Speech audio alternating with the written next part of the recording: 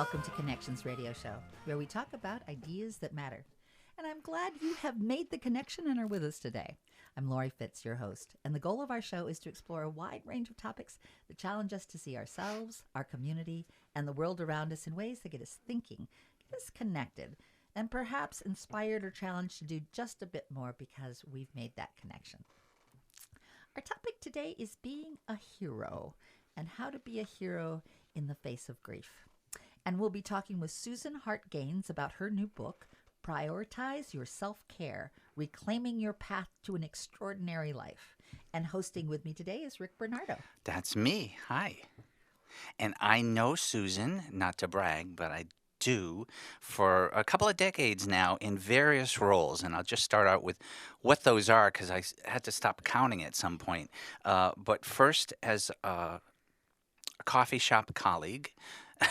Then I found out about her writing, her personal gains column. I think it was in Metro Magazine. That's right. All right. And then as a certified life coach, and these all overlap. They don't. She didn't toss away any of these. And then now with her book, Prioritize Your Self-Care. Susan, we're so glad you're here. I'm so glad to be here. I'm really honored. Thank you for having me. Terrific. I'd love to hear, what was the inspiration for your book? You know, it really was when I looked at all of my life experiences through motherhood, divorce, grief, loss, trauma, I realized that the kernel in each one was the elixir of self-care that I took away from each one. And I really realized that that kind of deep self-care saved my life. And I wanted to offer that path to others. I noticed the word elixir. Tell me more about what you mean by that elixir of self-care. I've been really fascinated with Joseph Campbell's hero's journey. And in the 12th step of the hero's journey is the hero comes home with the elixir. And it's the medicine. And I realized that self-care is the medicine, but it's born of struggle. It's born of a journey. And, you know, I think we have multiple elixirs, but that's the word I love.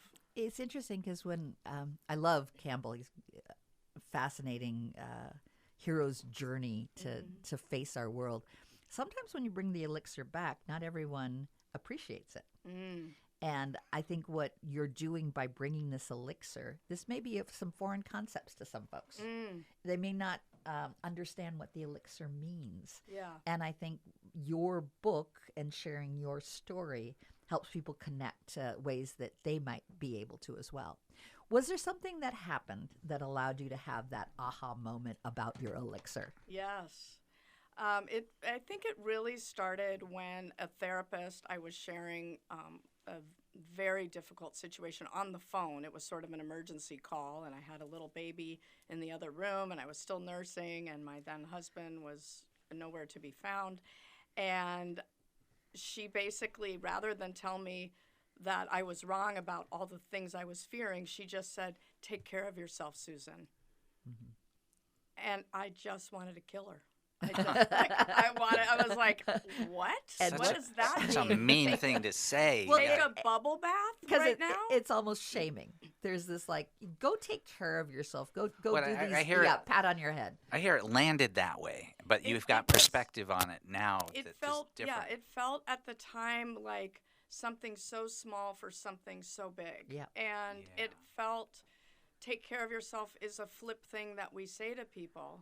And I didn't have the tools to know what does that mean? How do I take care of myself when I'm isolated and struggling? And what I realized later is that's a very deep thing to learn how to do. And maybe it's a lifetime of learning what does it mean to take care of myself in this moment and then in this moment. And it's never the same. And people can be very well-meaning. They can see someone stressed out and the admonition of like, you should do something for yourself and not always for everyone else is probably from a good place. Yes. But they may not know how it's, as Rick just said, landing Yeah. in that moment of Sounded chaos. very confronting for you at that point and made me has not been. Then you wrote a whole book about it, so it's not as confronting now, is what I'm guessing. Right. But And it's not just, it's what I'm hoping my book does is take people on their own journey to discover what that really means so that, because only you really know. Nobody else can tell you. They can, in all their well meaning, say, please take care of yourself, and, with all their heart. But we have to learn, each of us, what that path looks like. And we can hear it differently then too. Absolutely. It doesn't land in a bad way when we go, oh, that's right, I really should do this for myself. Yeah. Or I have the opportunity, not the shoulds. And then show me the way, or show me how I discover that medicine. What is that? And from your book, I can tell taking care of yourself looks and sounds differently depending on which chapter you're in. Absolutely. Yes, great point.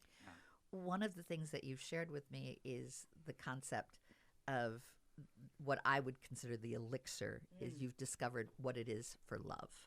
What does that love mean? And tell me how it can be self-love as well as loving others. Well, I think it has to start with self-love, and that's a really tough concept for people. Same with self-compassion. It's a process. I can tell you with my clients, we have to get into that concept, those concepts through side doors and cracks in the windows, and because I think you have to love yourself, and I think maybe it just starts with acceptance. You first, and even before that, awareness. What is it that I'm truly feeling? Not what should I be feeling, not what I should be feeling, but what am I feeling? What's actually going on? So there's that awareness piece, and then accepting it. Like accepting that I wanted to, I was really mad at that therapist for saying something so flip because I didn't have the tools. Yeah. But recognizing I felt that way, and then digging in, why do I feel that way? Why did that hit me that way? And, continuing to ask yourself questions. So the love piece is a process. And it has to start with really accepting and having compassion for the pain you are in. And taking that moment and acknowledging it and living in that pain for a moment. I've gone through a variety of grief seminars. More recently, we had someone come into our workplace because one of our colleagues died. And so as a group and working together, we needed to deal with the grief as well as, know how to work in that situation. And what I took out of, looking at what can we do with our grief is take that moment to figure out, just as you said, what can we best do right now? Yeah. And turning it into a present opportunity, and knowing that the grief's going to be there.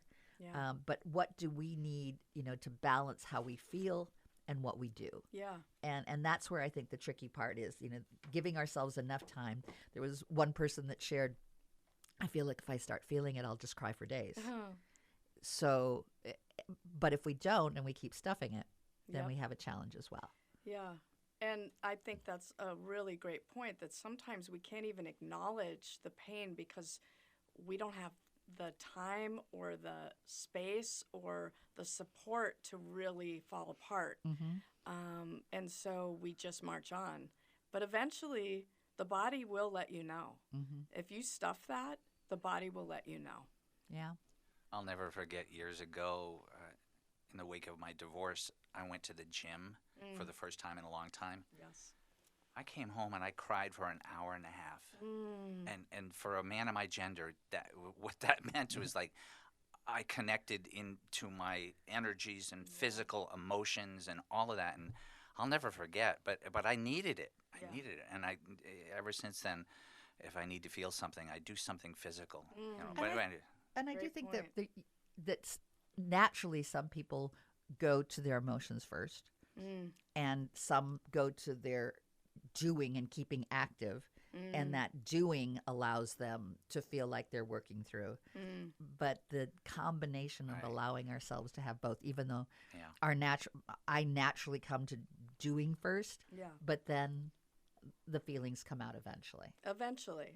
And it helps when someone, for me it was finally a therapist years later who said, I think I was brushing over an assault or multiple things that had happened to me when I was in school in Berkeley, California.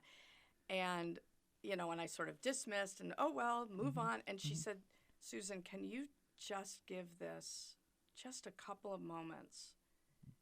Because I'm so anti-victim in my personality profile that I'm so fearful of being a victim that I go the other extreme. Sure. And I end up just dismissing the pain or even naming it. And it took someone saying, that was sexual assault, or that was a date rape, or that was, naming it. And that it wasn't your fault, and you're not weak. Yeah. And vulnerability can be a place where you actually are very strong. Yeah. And allowing yourself to be vulnerable and say, this was hard. Yeah. And even giving it a name Yeah. says, oh, this is something. Yeah. Mm. And it happened, and it was real. And I think that's part of sometimes the Minnesota nice is the veneer. So I don't want to bother anyone. Right. I'll be fine.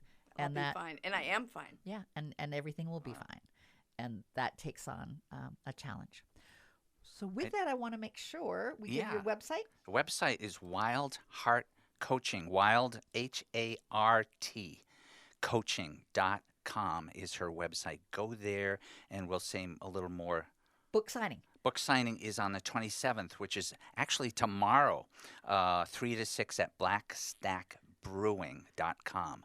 And with that, We'll we'll be say right more. back. Yeah. And we'll be continuing our conversation about being brave and a hero in the midst of grief. And what can we do in discovering our path?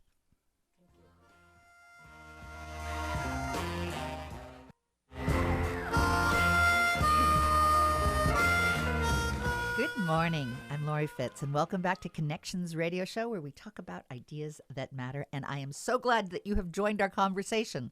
Our topic today is talking with Susan Hart Gaines about her new book, Prioritize Your Self-Care, Reclaiming Your Path to an Extraordinary Life. And hosting with me is Rick Bernardo.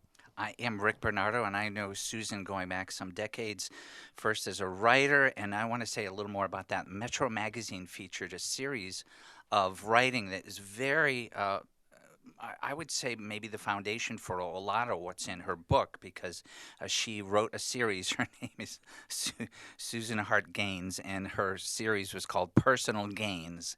Nice. Get it? Nice. But it was actually where she chronicled her physical, emotional, and spiritual adventures through stories. And these stories, a lot of them are in the book and similar, and they echo a lot of that series as well.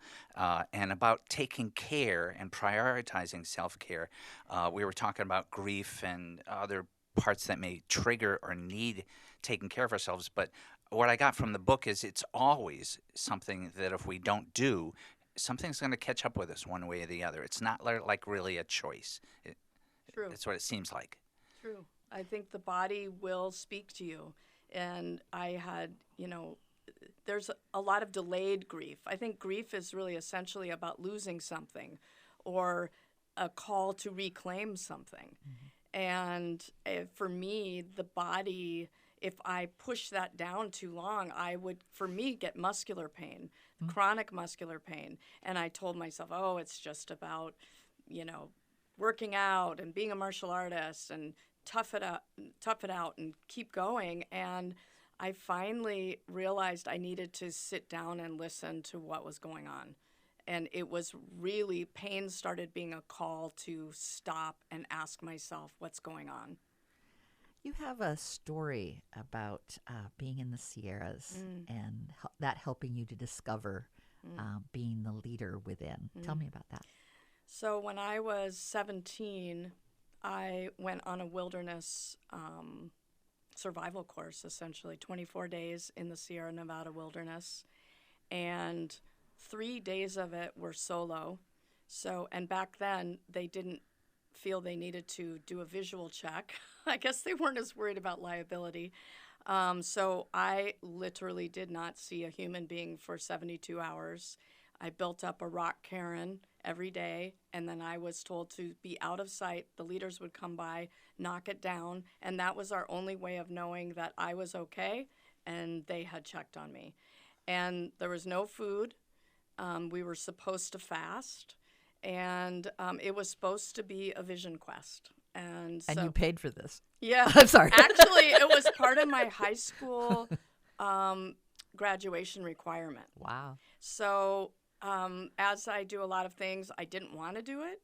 It was sort of the call to Yeah. adventure. Yeah. And I almost refused it if I could have, but I couldn't. Mm-hmm. And so I made the most of it. Mm-hmm. And while I was out on the solo portion, this 3-day portion, I got really scared because it looked like it might rain, and I felt like if I got wet, then I would, get cold and da da da da. And I was trying to calm myself down, so I said a little poem to myself and it was the first time I spoke aloud.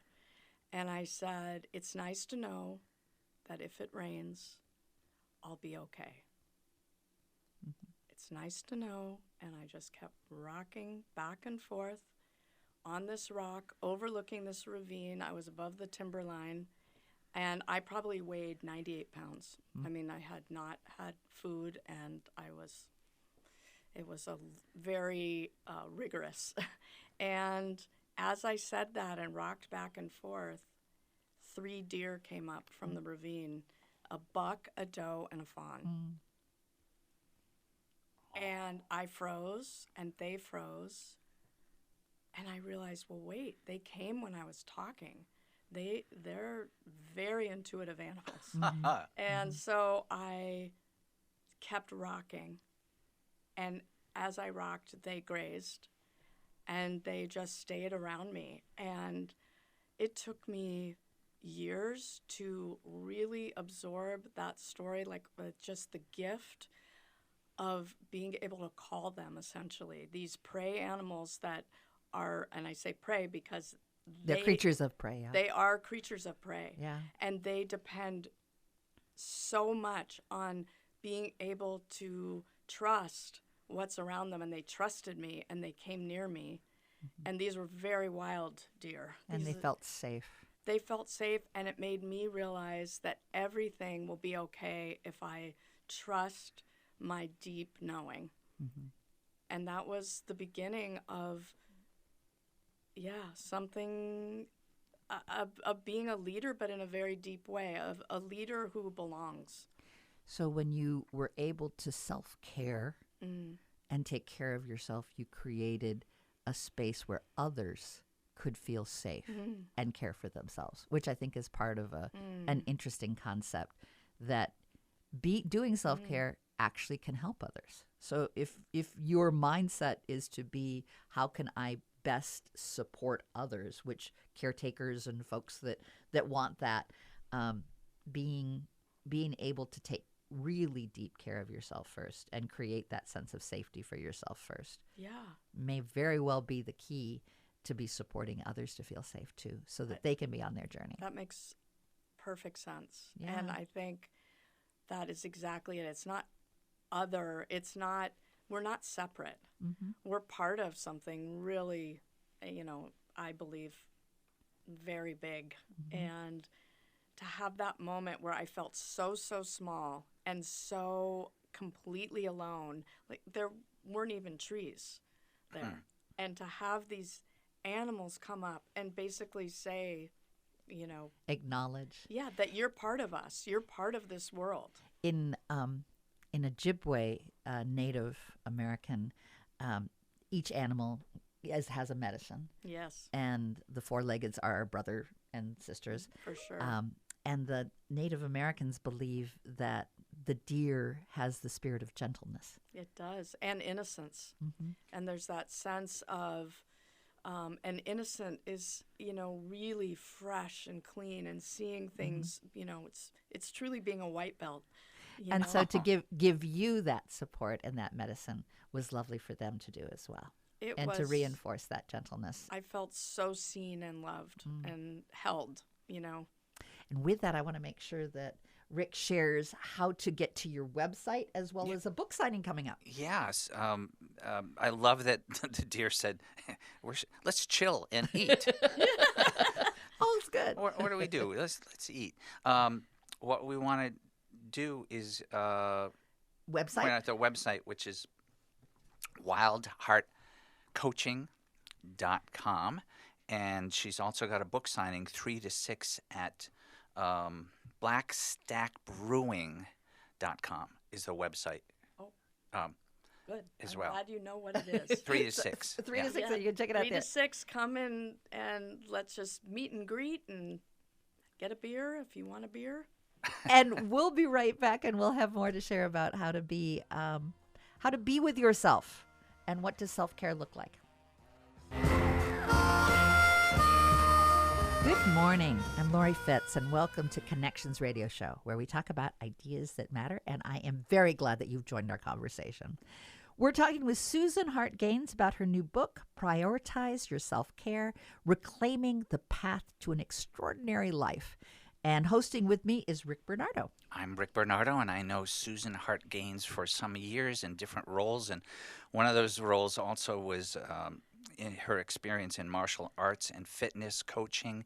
And I've been fascinated. I'm just a student of that for years myself, so I'm always fascinated by anything you reflect about the physicality of our being, which is always going to be there. It's not like, I have this idea sometimes, like if I sit on the phone or on the radio show, I just need my brain. Well, my brain is it's all connected to You don't have an physicalities. out-of-body experience? I do, but then it comes back to okay. reality as well. So it's a wonderful spectrum of experience, but I'm just saying I can't forget the physical for the moment. Right. I maybe got another 50 years of working with that.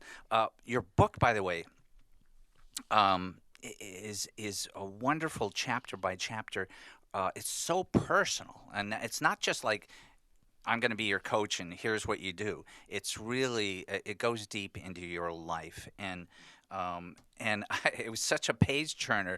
I didn't get to the end yet, and I just wanted to know how it all turned out. And here you are. Here you are. I'm still alive. And this is how she turned out. Yeah, it's something all like good. something like Oh, this. good. Oh, good. So in our last segment, we started to talk about the Sierras. And your experience being in the wilderness. I'd like to have you share a little bit more about that sense of surrender and what that was like for you. Surrender is so key. I do think it's an essential part of self-care because there are many times in our lives where we just need to surrender, which is different than giving up. It's really a power move. It's really a hero's move to know when it's bigger than you. So for sure in the wilderness, I had to surrender. And when I did, I was given the message that I'm not alone. Each time when you surrender, there's a gift. And in childbirth, when I had an emergency C-section, I guess you could say the gift was my son. But it was terrifying. It was terrifying. I thought I was dying. And surrender has happened in multiple ways in my life. I've had to surrender with my mother's Alzheimer's and somehow find a way I couldn't force something. I couldn't make her talk to me. I couldn't make her be there. I couldn't change her brain. So there are many, many times in life, it's really about recognizing that you don't have control in this situation. You talk about breathing through pandemonium. What's that? Well, I mean, the chapter is really about being in Minneapolis when George Floyd was killed. And, we're in the middle of COVID lockdown. And I felt like I was in this very contracted and isolated situation, terrified of the illness and pre-vaccine. And then George Floyd was killed, and it was like this explosion. Everybody went out. Not everybody, I'll speak for myself, but I couldn't sit. The call to justice was stronger than the fear of a disease. And I went out. But we have to keep breathing through our hardest times. And when all is chaotic outside and unknown, even through COVID itself, I actually ended up getting COVID before the vaccination, and I was alone at the time, and I had a lot of anxiety. And I remember I just had to, at one point, I looked on my Calm app, like, what do you do when you're about to have a panic attack? And I went into, I got it, basically hit the floor. I got onto the floor and I grounded myself and I started breathing because that's all I could do. And I tried the box breathing and, just training myself to ground. And that's what all we have really is our breath and our bodies ultimately and the present moment. And so it's finding ways to stay present even in the scariest times, even in whether it's riots outside and the city burning, or you're terrified that you have this illness and what if you die? I mean, everybody has some example like this, and learning to ground, just get into your own feet. I also hear in how you describe that is finding that we have choice. I think it's when we don't know if we have choice that it is so big that there's nothing we can do. It is finding what we can do in that moment, and that we do have a choice whether to stay in the panic or work on working through it. Exactly. There is choice, and that when you recognize that, I mean, it may be just a sliver of a choice. But that you can hold on to it. and amplify it somehow. And, during the civil rights movement, my understanding of even the term self-care was really came out of the civil rights movement. It was sort of a political way of claiming that you matter. And it was people of color who recognized that they had to pace themselves in the long struggle. And so it's kind of born of political situations. It doesn't come from white upper class women who are talking about bubble baths. And going to the spa. It's really our birthright, and it's necessary.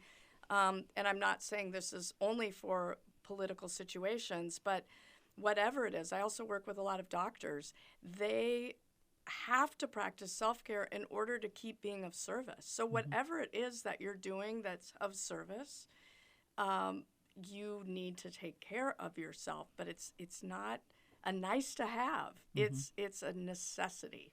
I think another way of looking at it, perhaps, is having the long vision. Exactly. And politics, it can look at short or long, but civil rights was all about the long vision. Exactly. And if you want to achieve, that heroic destiny, that heroic place of building community, tiring out and fading isn't going to help It's that. not useful. But it's holding on to something bigger. Exactly. And what is that bigger for each of us? And that is the question. Only we can decide that. It doesn't. What's bigger for me is not bigger for you necessarily. And I think there also needs to be no judgment about what's important and what purpose looks like. I try to remember sometimes, because it's hard, that politics is just really how you get things done. It's not a corrupt government necessarily. It could. It's also you your know, values. It's I a think values. It's It's from the root word for policies, and so how do we collectively achieve things? And all of that means you've got to take care of the vehicle. It's either personal or it's collective or it's the organization or it's your family, but there's different levels of it. But if you don't take care of that, you can't do what you want to do and you can't see the results that you're committed to, which comes up that word warrior and commitment. Being a warrior is really very much about that. And I think that's Absolutely. where it also can come back when someone says take care of yourself and you should take more bubble baths. Why we resent that. I mean, there's a bigger vision that we have for ourselves Absolutely. that a bubble bath is not going to move us forward necessarily And on that vision. And I do want to clarify that there's nothing wrong with bubble baths No. and candles. No, because I It could I move you think forward. that could Yeah. be the Yeah. thing that you need. In that moment. Exactly. And I'm a big Epsom salt fan. Yes, So, yeah. I just want to, and there's nothing, it's just that it's not a prescription that comes from some self-care guru. Here's the list of things to do. And it's not indulgent, is what I'm hearing. Yeah, Yeah, it's what you need in that moment. And there may be in that moment a pause. Right, I just need to pause. right. Because there's too much around me right now. And if I pause and take care of myself, I can get through it. Whatever it's trauma or a difficulty or bad day at work. Exactly. What does that look like so that I can hang on to what I really want and how is that being accomplished? And what can I do to be part of that? Yeah, it's key, I think, to balance what you need with whatever the field is calling for. You know, what is this situation asking of you, and what are you able to give in an authentic and sustainable way? And I've seen that in the corporate world where people keep giving more and more and more, and the more they do, more that's expected of them. And they feel like they need to keep it up and to get to the next level and to get to the next level. And pretty soon they diminish what it was that they may have started out wanting to be or wanting to have or wanting to accomplish because they get sucked into a philosophy that to help the corporate vision. Exactly. But I think it's really important that we each have a vision, and does the vision match? Exactly. And are we working together in them? And when is it that we might not want that promotion? That promotion may not be the best for us because it may take away from time for other things that we want to do. And have that be okay. That may be a heroic thing to do to take care of ourselves. And you know, what you're also pointing to is that how often we do things for the approval of others. Or, And the corporate's great about that. Exactly. And so that we end up not doing it always for ourselves. It's a should. And for me, that's one of the words that I pay attention to when should comes into my language. Where did it come from? That's usually not from my Yes. core. It's Yes. about some expectation, and that is usually the antithesis of self-care. And it's a good heads up. You know, Good hey, to notice. Yeah. Did I just say should? Am I taking care of myself? Exactly. Is this it's really a good trigger word. Yeah. There's yeah. different kinds of shoulds, right? You know, really. So websites and events. Wild Hart Coaching, HART, reminiscent of the deer in her story. Wild From Hart last Coaching. segment. From our last segment. Yep. .com. Yeah, and Black Stack Brewing is a website to go to. That's a brewing book signing 3 to 7 or 3 to 6 is what I'm trying to say in St. Paul tomorrow. It's a brewery where we can It's a hang out and brewing. have a beer and Brewer. talk with Susan. There's books somewhere in there with Yes. a beer. Yes. Yeah. Yes, But book and Susan's book. But she'll be there, right? I hope so. I will you be got there. you got to sign. Signing. You've got I'm to gonna sign. be signing. I've been practicing my signatures. Oh, that kind of signing. God. All right. Oh yeah, no. Well, our show's going way too fast, and we're coming up to our last segment in our right after some commercial break. But we've got some ideas to help in terms of like a little call to action, like something to be the audience to think about of ways to do that self-care. And Susan's going to be sharing that with us. So we'll be right back after just a few short commercials.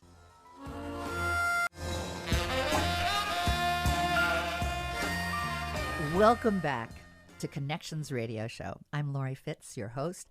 And on our show, we talk about ideas that matter. And we're so glad that you joined our conversation today. Our topic has been talking with Susan Hart about her new book, Prioritize Your Self-Care, Reclaiming Your Path to an Extraordinary Life. And hosting with me is Rick Bernardo. I am Rick Bernardo, and we've got Susan Hart with us. Her book, Prioritizing Self-Care, and we were talking about all different forms of her existence in the sense of being a writer, being a personal coach, being a fitness trainer, and coaching can be such a vital part of somebody's life.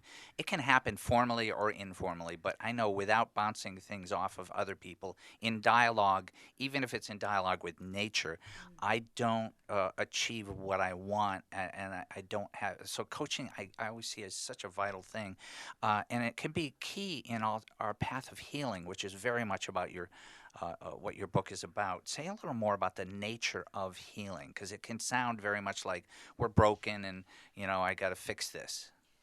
Healing is really not about becoming someone new. It's about reclaiming who you are.